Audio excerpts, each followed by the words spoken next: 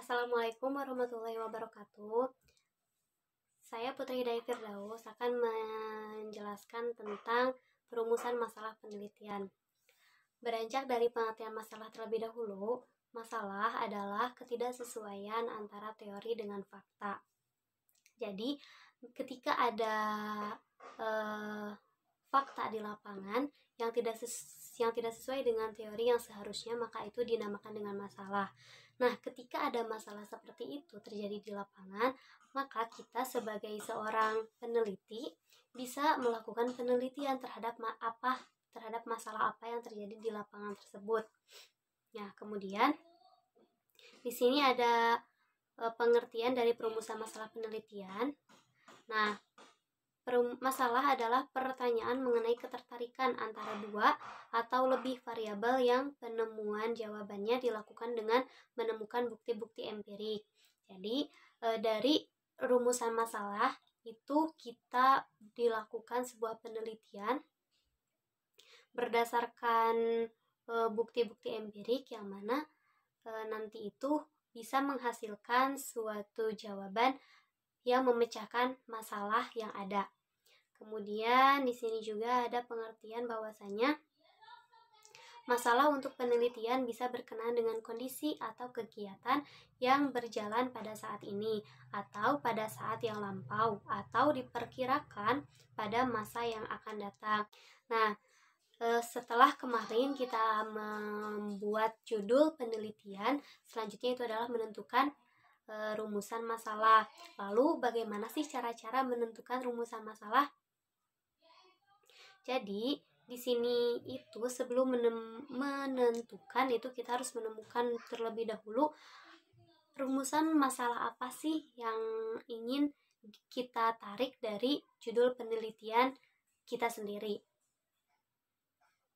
Jadi di sini itu kita itu bisa menemukan masalah berdasarkan dari pengalaman praktik. Misalkan ketika kita sebagai pribadi sedang mengajar di lapangan, kemudian kita menemukan masalah dari entah itu anak usia dininya, entah itu sekolahnya, entah itu kepala sekolahnya, ataupun sekolahnya, ataupun metode pembelajarannya. Kemudian di sini ada kriteria dalam memilih masalah. Apa aja sih kriterianya ketika kita ingin memilih masalah? Nah, yang pertama itu ada masalah penelitian harus merupakan sesuatu yang berguna untuk dipecahkan. Jadi, tidak mungkin kita menentukan masalah itu yang mana si hasilnya itu tidak bisa memberikan nilai guna bagi kita sendiri, bagi orang lain, ataupun bagi siapa saja yang membutuhkan.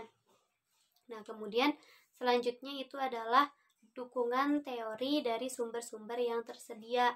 Nah, ketika misalkan kita menentukan masalah, maka kita juga harus tahu terlebih dahulu kira-kira kalau misalkan masalahnya ini apakah sumber-sumbernya itu mudah diperoleh, apakah sumber-sumbernya itu memang banyak. Kalau misalkan sekiranya sedikit, ya mungkin bisa dicari lagi yang sumbernya itu banyak, seperti misalkan dari referensi-referensi buku, jurnal, ataupun yang lainnya yang bisa dijadikan sebagai sumber terpercaya. Kemudian ketiga itu adalah menarik untuk dipecahkan. Nah, semisal kita merumuskan masalahnya itu memang sesuatu yang orang-orang juga sudah pada tahu gitu. Orang-orang sudah pada tahu jawaban atau misalkan bagaimana langkah untuk memecahkan permasalahan yang ada, ya itu mah tuh tidak menarik gitu loh. Jadi orang-orang tuh ketika melihat sebuah penelitian dan melihat rumusan masalahnya itu apa sih, ini mah nggak terlalu menarik gitu untuk dipelajari, karena ya itu tadi jawabannya juga mungkin barangkali sudah tahu, orang lain sudah banyak yang tahu. Terkecuali kalau misalkan memang dari masalah itu tuh ada hal yang baru dari penelitian kita itu, dengan menarik rumusan masalah itu tuh memang memberikan hal yang baru bagi orang banyak. Kemudian selanjutnya adalah sedapat mungkin akan menghasilkan sesuatu yang baru. Nah, yang tadi. Kemudian selanjutnya adalah data yang dibutuhkan cukup relevan dan tidak sulit diperoleh. Ini hampir sama seperti yang tadi juga. Jadi dukungan sumber-sumbernya itu sangat mudah untuk didapatkan. Tidak terlalu menyulitkan kita sebagai peneliti. Kemudian selanjutnya adalah tidak boleh terlalu luas, tetapi juga tidak boleh terlalu sempit. Karena kalau misalkan terlalu luas, bisa saja pemikiran kita itu tidak sampai, atau misalkan masalah yang kita tarik itu karena masalahnya terlalu luas, jadi kita tidak bisa menemukan jawaban secara pasti gitu, ataupun ketika misalkan masalahnya itu terlalu sempit, menjadikan orang-orang tuh tidak puas akan jawaban dari permasalahan yang ada. Kemudian di sini adalah kriteria rumusan masalah. Nah, ada yang pertama itu adalah masalah hendaknya dirumuskan dalam bentuk pertanyaan. Jadi masalahnya itu tidak dalam bentuk pernyataan. Kemudian rumusan itu hendaknya padat dan jelas.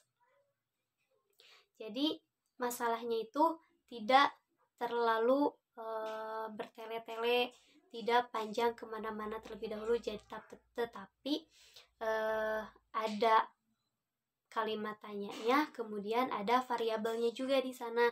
Jadi orang tuh bisa lebih mudah untuk memahami masalah apa yang ada dari penelitian tersebut. Nah, kemudian selanjutnya adalah rumusan itu hendaknya memberi petunjuk tentang kemungkinan mengumpulkan data guna menjawab pertanyaan-pertanyaan yang terkandung dalam rumusan itu. Nah, selanjutnya adalah cara merumuskan masalah. Nah, cara merumuskan masalah itu yang pertama adalah masalah biasanya dirumuskan dalam bentuk pertanyaan. Kemudian selanjutnya adalah rumusan masalah hendaknya jelas dan padat. Jadi yang tadi ya, tidak bertele-tele, mengandung makna tentang masalah yang akan diteliti secara terfokus. Kemudian selanjutnya rumusan masalah harus berisi implikasi adanya data untuk memecahkan masalah. Selanjutnya, data di lapangan sangat penting untuk menjawab masalah yang sudah dirumuskan, sebab tidak semua rumusan masalah atau pertanyaan penelitian dapat dijawab. Selanjutnya adalah rumusan masalah harus merupakan dasar dalam membuat hipotesis. Rumusan masalah yang baik akan mengantar pada kemudahan dalam merumuskan hipotesis penelitian. Masalah harus menjadi dasar bagi judul. Judul penelitian harus mencerminkan dari masalah yang akan diteliti. Nah, itu sekilas tentang rumusan masalah. Selanjutnya ini ada rumusan masalah dari judul penelitian yang telah saya tentukan kemarin. Jadi berdasarkan judul penelitian yang saya ambil itu kemarin adalah meningkatkan kemampuan berbahasa ekspresif anak usia 5-6 tahun melalui pembelajaran metode bercerita dengan boneka wayang kertas di Kober Darussalam. Judul penelitian ini memuat rumusan masalah yang pertama itu adalah bagaimana kemampuan berbahasa ekspresif anak usia 5-6 tahun di Kober Darussalam. Kemudian selanjutnya yang kedua itu adalah bagaimana metode bercerita dengan boneka wayang kertas pada anak usia dini. Kemudian yang ketiga adalah seberapa tinggi efektivitas metode bercerita dengan boneka wayang kertas pada anak usia 5-6 tahun di Kober Darussalam. Nah, itu dia untuk rumusan masalah penelitian dari judul penelitian yang saya buat. Selanjutnya ada rumusan masalah dari teman-teman yang lainnya. Terima kasih. Bismillahirrahmanirrahim. Selanjutnya saya Rima Mariamah akan menjelaskan rumusan masalah penelitian yang saya buat. Berdasarkan judul penelitian yang saya buat yaitu upaya meningkatkan kreativitas anak melalui kegiatan bermain serta berkarya dari bentuk geometri, maka rumusan masalah yang saya buat yang ada dalam penelitian tersebut adalah bagaimana cara meningkatkan kreativitas anak melalui kegiatan bermain serta berkarya dari bentuk geometri. Bismillahirrahmanirrahim. Untuk selanjutnya yaitu rumusan masalah. Yang pertama, anak belum mengetahui huruf-huruf vokal seperti A, I, U, E, O. Yang kedua, anak kurang tertarik dengan media yang telah digunakan guru. Kemudian selanjutnya yang ketiga adalah kurangnya metode pembelajaran yang digunakan guru dalam proses pembelajaran. Terima kasih. Bismillahirrahmanirrahim, saya Ranti Rahayu. Berdasarkan judul skripsi yang saya ambil yaitu aktivitas belajar menggunakan metode gerak dan lagu, hubungannya dengan kemampuan daya ingat kosakata bahasa Arab anggota tubuh pada anak usia dini. Nah, maka rumusan masalah yang diambil yaitu apakah terdapat hubungan antara aktivitas belajar menggunakan metode gerak dan lagu dengan kemampuan daya ingat kosakata bahasa Arab anggota tubuh pada anak usia dini. Sekian dari saya. Bismillahirrahmanirrahim. Nama saya Putri Zakia Fauzia, NIM 59. Contoh rencana judul skripsi yang akan saya ambil adalah pengaruh pembelajaran jarak jauh terhadap minat belajar anak di masa wabah COVID-19 ini.